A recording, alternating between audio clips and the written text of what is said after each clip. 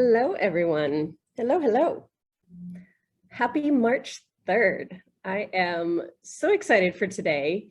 It is both of my sisters' birthdays. They were born on the same day on March 3rd, 10 years apart. And I feel like it's almost like, I was gonna say better than my birthday, but it's not really better than my birthday because I love my birthday and my son was born on my birthday. So apparently it's a theme in our family to be born on each other's birthdays.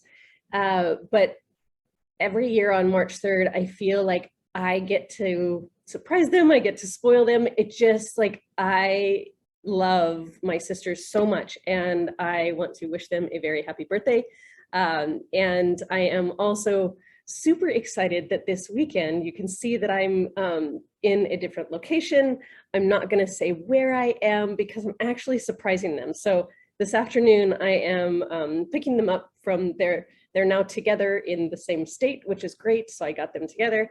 They're gonna spend a few hours together and then I'm gonna swoop in and pick them up and then surprise them with where we're staying for the weekend. So I'm super excited about that. And I can almost not contain myself to actually share what's going on, but I am going to keep that to myself in case they are watching. So I know that Sheba should be joining us here in just a minute, but I did want to get started and I did want to talk because today's topic is so important, right? That's the understatement of the century. When we talk about creating cultures of inclusivity and acceptance, it's what we all want. It's what we all desire. There is this innate human need to belong, to feel connected. And with that sense of belonging or lack thereof, it really makes a difference in our nervous systems and it makes a difference in how we show up in the environments that we show up in. And this is, for this next 25 minutes, we're actually going to dive into why is this so important and where does it come from when we either feel that sense of belonging or we don't feel included or we don't feel accepted or we don't feel. So there's lots of nuances and lots of different words that we can put to this. But it really starts back at the early days of when we were either accepted or included in things. So think back to a time when you were on the playground growing up, or you were outdoors playing. Maybe it wasn't a specific playground, but take yourself back to an early memory that you can think of when there were choices to be made of who was included and who wasn't included, and what that felt like on a sensory level to you. What did that feel like? What thoughts were you having? What emotions were coming up? And for all of us, it's very different. And I can think back to times on the playground, like waiting to get chosen for the handball team or waiting to get chosen for the kickball match, and wondering if I was going to be included or accepted for whether I could or could not actually do the thing, right? Whether I was talented at handball or whether I was talented at kickball, or those were the reasons that we chose those teams, right? But it also steps back into some earlier memories. And welcome, Sheba. I'm super excited you're here. And Sheba's juggling students in middle of school day, so I'm excited that you were able to make it today. So I'm talking about like those early memories of being included, right? Those early memories of being accepted. And for those of you that know me or have been around my work for a while, you know that my dad's family is from Mexico, so I am half Mexican, and being raised in half Mexican, half white family, and my parents divorced when I was 1.5 years, and spending time at my grandmother's house with my cousins with all of them speaking Spanish. My cousins thankfully spoke English and were translating for us.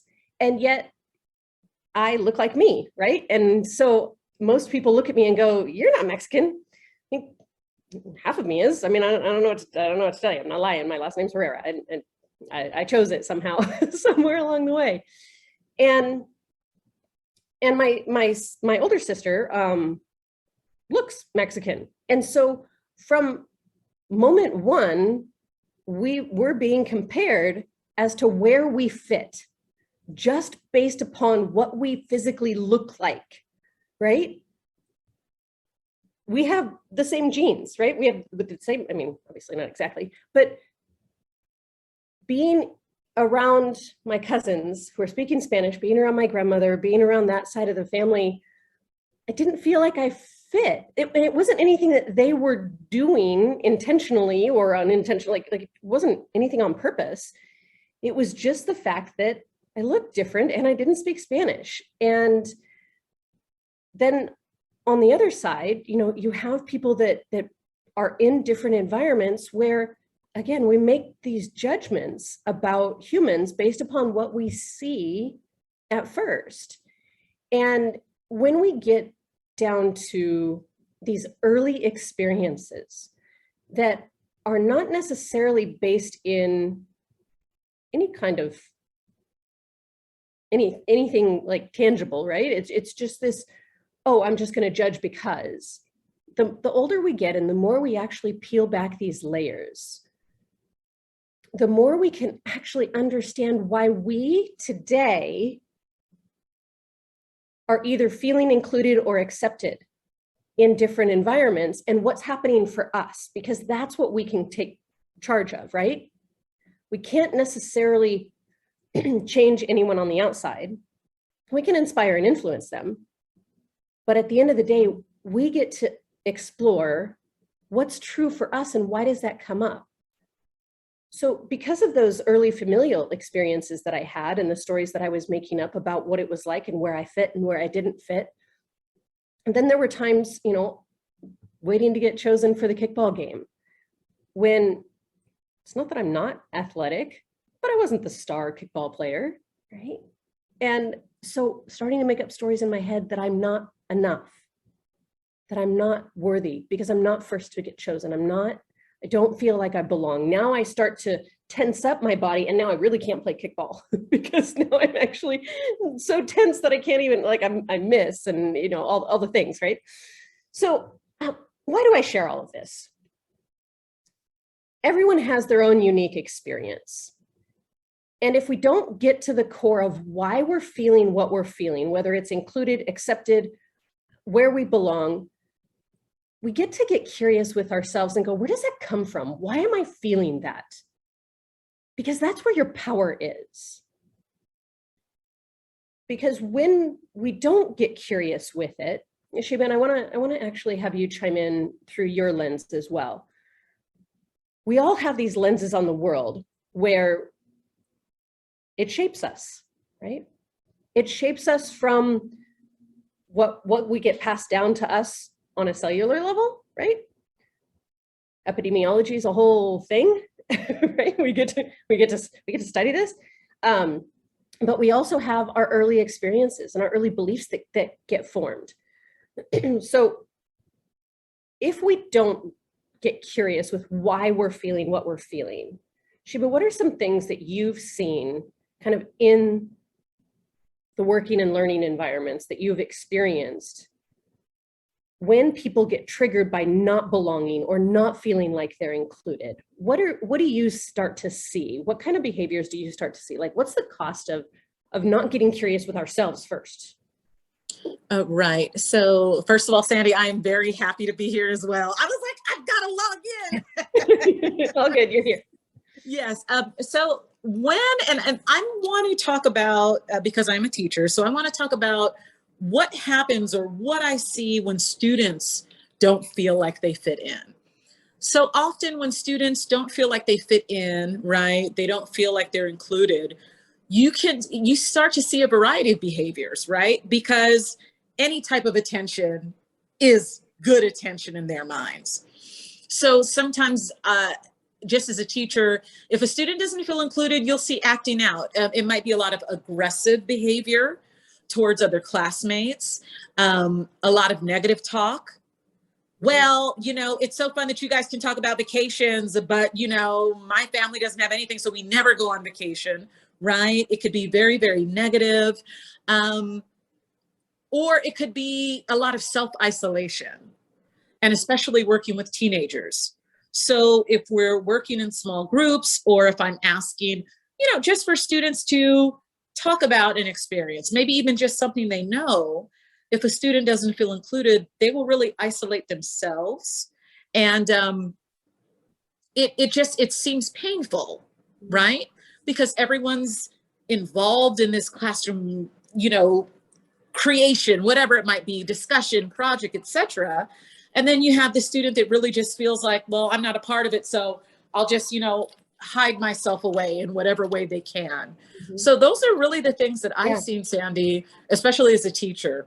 It's so spot on. And the crazy part is when we like strip away our age, that behavior shows up no matter what age you are, right? We can see it so clearly in students. And yet, if we zoom out a little bit, we do that as adults, right?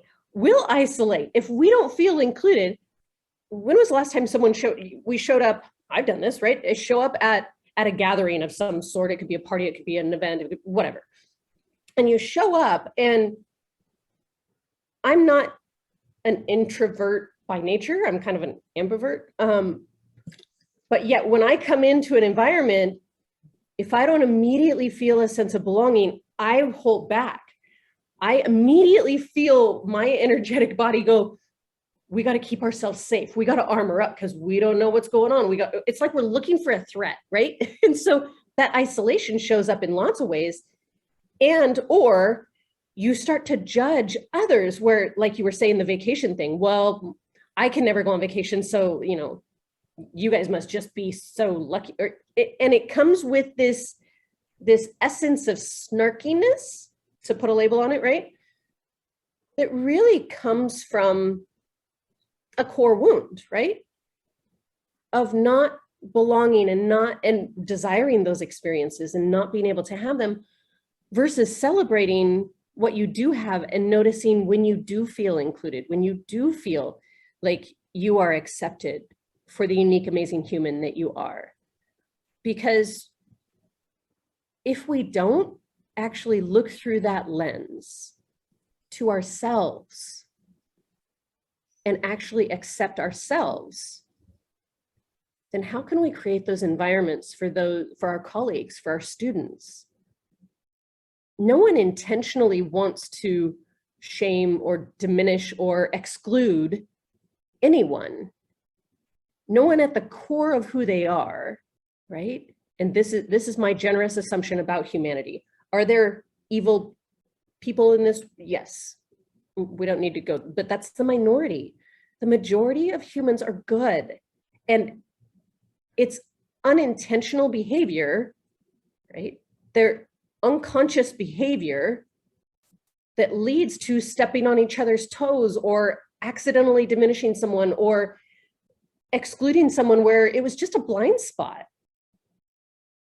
Because you're so focused here on this desire that you don't see this person here. And it's like, oh my gosh, yes, please come join us. And then all of a sudden you recognize it. And the majority of us are going to go, last thing I meant to do was exclude you.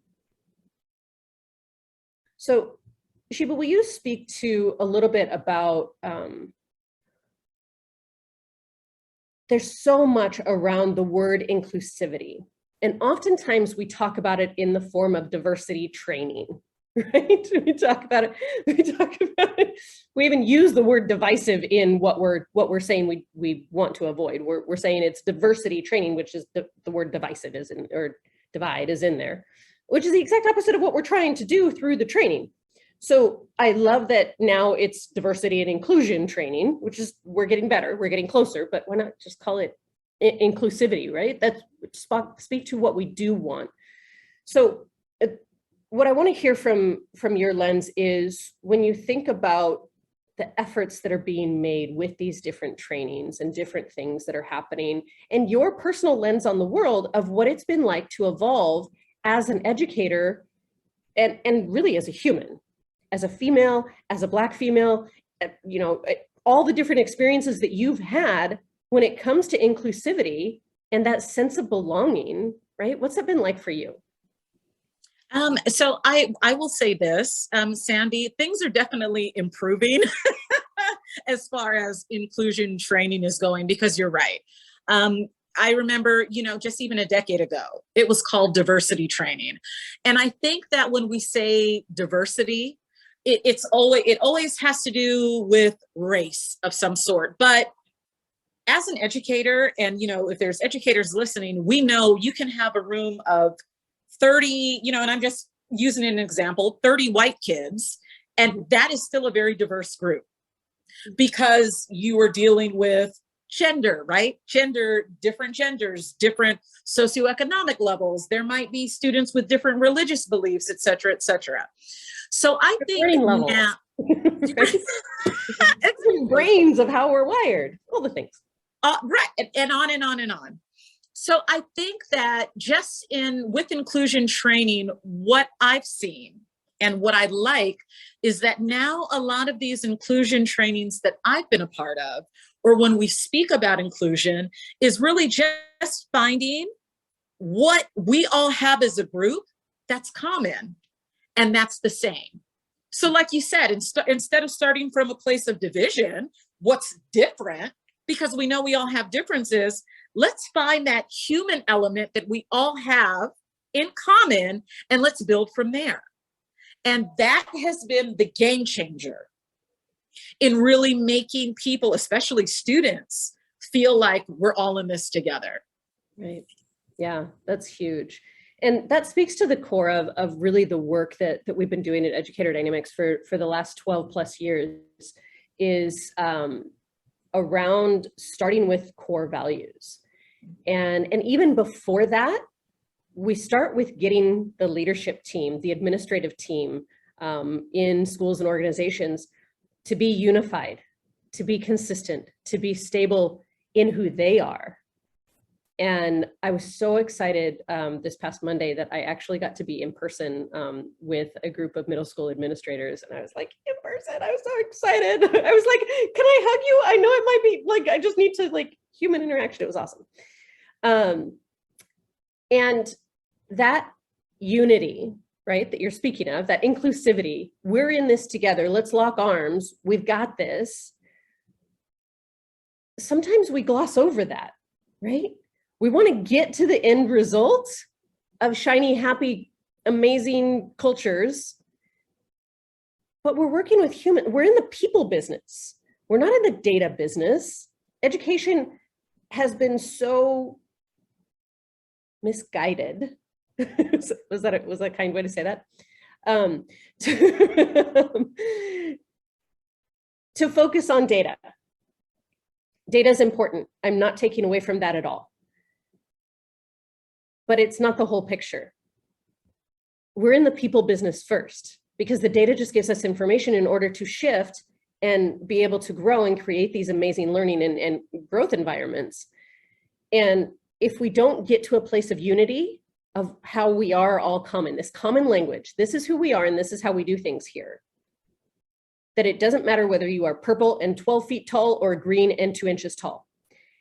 And it doesn't matter how your brain's wired. It doesn't matter your learning abilities. It doesn't matter your physical abilities. It's who are you at your core? And is this aligned with the core of who you are? So when we think about acceptance, how aligned are we as individuals with our own core values? This is our internal culture, right? Culture 101 starts with internal culture. Then we go to 201, which is team culture. And so starting with that 101 is, how are you aligned with your internal culture, your internal core values? Because then you can actually notice really easily when you're in or out of alignment with those teams and those organizations and where those values are aligned, so that that sense of belonging, that inclusivity, that acceptance is just natural. It's just like, of course, like this just these are my people. You walked into an environment where you're like, my people. I remember when I was going through my ORSC training. So I went through a 2-year intensive organizational and relationship systems coaching program quite a few years ago. And I remember just starting, and I was deciding between this 2-year intensive program or a traditional university degree in IO Psych. And I chose this program because of its hands-on, like real world. I was going to get to like be practicing while I learned, right? And it was an amazing program.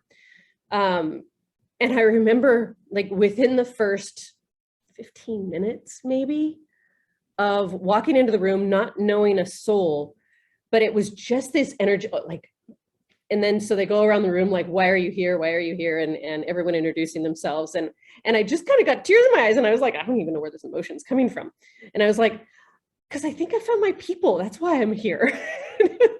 Like, we've had those experiences, and we've also had the opposite experiences where we'll armor up and shrink back, or, you know, start to judge, like, I don't fit here. This isn't right.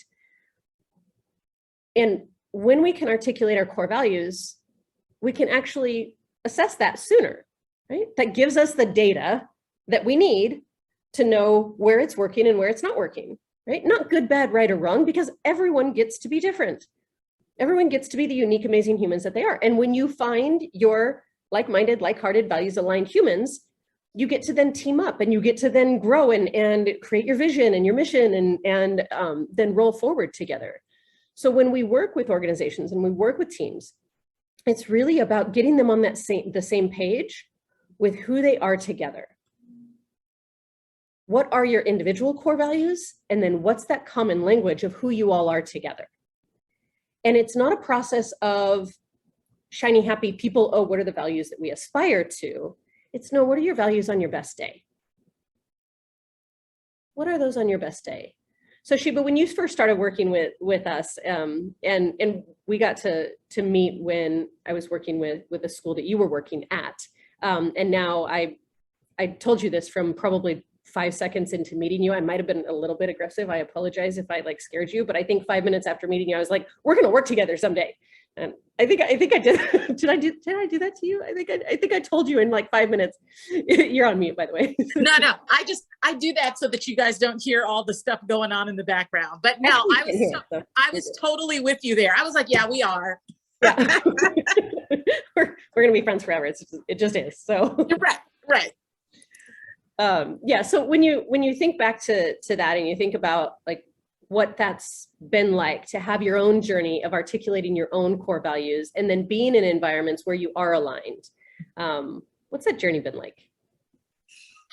It's been really, I mean, it's been really, I just want to say what comes to mind is like self-awareness, right? Because you have core values, but until, just working with you, especially when you started working at my, the school where I was, it's like, you don't realize that, like, wow, okay, this is what I really do value. Yeah. And then you don't even realize until you do the work that, okay, well, I value that, but now that I'm at this place in my journey, I value this a little bit more. Yeah. And then when you start working in the group and really trying to work through what are our core values, you realize that, hey, we always think that things, and I think that's just kind of a group think thing that happens, right? Things are terrible. We're not where we should be. But like you said, when you figure out what your core values are, right? And the shared ones that you have with others, it's like, wow, we're really powerful just where we're at. It's not perfect, but we all value family. We all value love and purpose. And that has been honestly so enlightening, right? Just about really loving, myself, no matter what part of the journey I'm on, and really starting to see people from a different perspective. Like, even with all the differences, we really all want similar things. Yeah. Right? We want to be safe. We want to know joy. We want to have peace, et cetera, and et cetera. So that's what it's been like. Say, I don't know if I articulated that well. Yeah, you did. No, that was beautiful. Yeah, but we all want to be seen, heard, and valued, right? We really do. We really do. But until you do that culture work and try to find that commonality, those common threads, everyone's just like, Right. It's so true. And when we think about the values words, and this is where the depth of the work gets to come in, and something that we're going to be doing in our Culture 101 micro school that we have launching in April. is taking that deep dive into who are we as individuals and how are we really creating our internal culture with intention on purpose, right? So that we can actually find those energetic matches in our teams and our organizations really more easily. But it goes like that level deeper to go, okay, we all value making a difference, right? And you can put a value word on that, like purpose driven or passionate, or what, there's lots of different ways to articulate it. But if we're all rooted in making a difference, which most educators are, that's why we all got into the profession, was to make the difference we were born to make. And it's really connecting in with what does that look like in practice? So I invite you all, kind of as we wrap up today, to take a look at one of your core values, just one. Don't make it this big ol', I need to have 20 core, because then you get to where it's just values you agree with, not necessarily your core values. So start with one. What is one core value of yours? And then start noticing where it's at play. Where is it showing up that's working for you? And notice when it's not. Just notice. And then if you're inspired, take appropriate action to align it. Just one, though. Don't worry about, again, a bunch of core values. Let me try to realign all of my core. Just one. And so let me give you an example. My number one core value is love. And with that value of love, what that looks like in practice is trust and compassion and empathy. And because I can't separate those words, they all go together for me. And so when I started looking at where can I be in more alignment with that, that's when I realigned and started doing these mini master classes once a week, is because this is an expression of love and compassion and empathy for all of you as educators, as edupreneurs. I see you. I hear you. I value you. You are unique. You are amazing. You are brilliant. You are put on this planet for the purpose that only you can fulfill. And we can do this together. And we get to do this together. This is an opportunity for us to really know that we're not alone, that we are accepted, that we do get to be included. And this is the playground that we get to all be included, that we get to all evolve our consciousness, no matter where we're at in our journey, like you were saying, Shiva, right? Wherever you are is perfect, and you are welcome here. And I am excited to be on this journey with all of you. And we're going to continue to evolve these mini masterclasses and bring more guests on and start bringing some people on to the panel to have more group discussions. And I'm excited to see where we grow together. So definitely chime into the comments. Tell me what topics you want to see more of. Invite your BFF, have them join the circle. Again, this is a place where we are all in this together.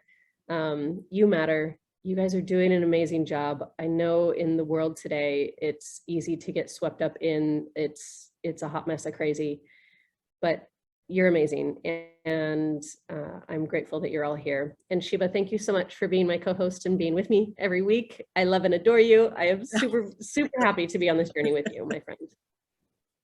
It's amazing. And I'm so grateful and excited. Thanks so much. Shiva, enjoy your day. Go inspire some kiddos the way only you can. And the rest of you, definitely one core value. That's it. See where you're in alignment and then get curious with it. All right. Love you all. See you next week. Happy birthday to my sisters.